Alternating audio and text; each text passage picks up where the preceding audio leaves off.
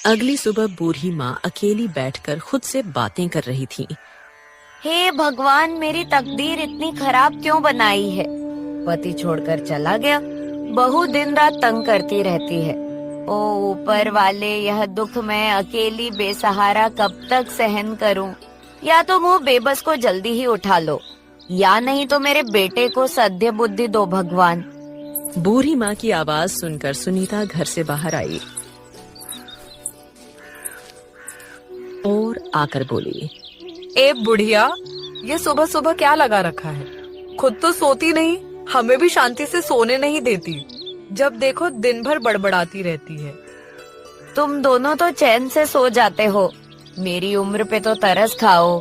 अगर मेरे पति जिंदा होते तो मुझे इतनी कष्ट नहीं होती। अरे रे देखो तो, जैसे बूढ़ा जिंदा होता तो तुम्हें चांद तारों की सैर कराने ले जाता।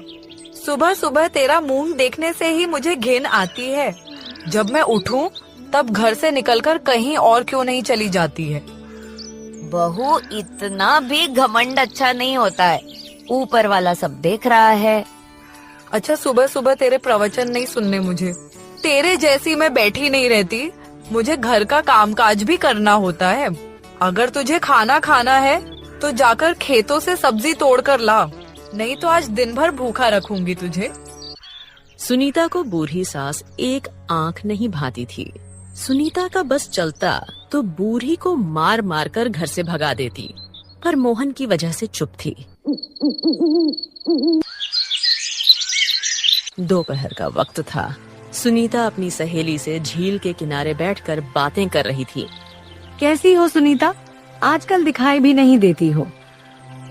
क्या कहूँ मीरा, मेरी बूढ़ी सास की वजह से मेरा जीना हराम हो गया है। न रात को चैन से सो पाती हूँ, ना ही दिन में चैन से खा पाती हूँ। अरे सुनीता, बस इतनी सी बात। मैंने तो अपनी सास को उसके रिश्तेदार के यहाँ भेज दिया है। अब मुझे घर में आराम ही आराम रहता है। मेरे नसीब में तो ये सब है ही नहीं मीरा। मेरी सास का कोई अपना रिश्तेदार भी नहीं है जो उसके पास में इस बुढ़िया को भेज दूं। अरे रिश्तेदार नहीं है तो क्या हुआ, तुम्हारे पति तो है ना। बस मैं जैसा कहती हूँ तुम वैसा ही करो। तुम्हारे रास्ते का कांटा तुम्हारा पति ही साफ कर देगा। फिर मीरा ने सुनीता को सारी योजना बताई, जिसे सुनकर सुनीता खुश होकर बोली, ओ मीरा, तुमने तो मेरा मन ही खुश कर दिया। इस तरह तो सच में बुढ़िया मेरे रास्ते से हट जाएगी। मीरा से इतना बोलकर सुनीता घर आ जाती है।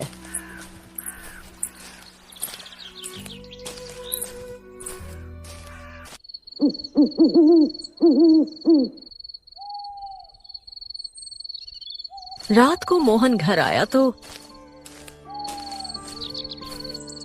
अरे भाग्यवान, घर में कुछ खाने को बनाया है तो खाने को दे दो, बहुत जोर से भूख लगी है। इस घर में जिसे जो खाना है वो खुद से बनाए और खुद खाए। मैं किसी की नौकर नहीं हूँ जो दिन रात काम करती रहूं।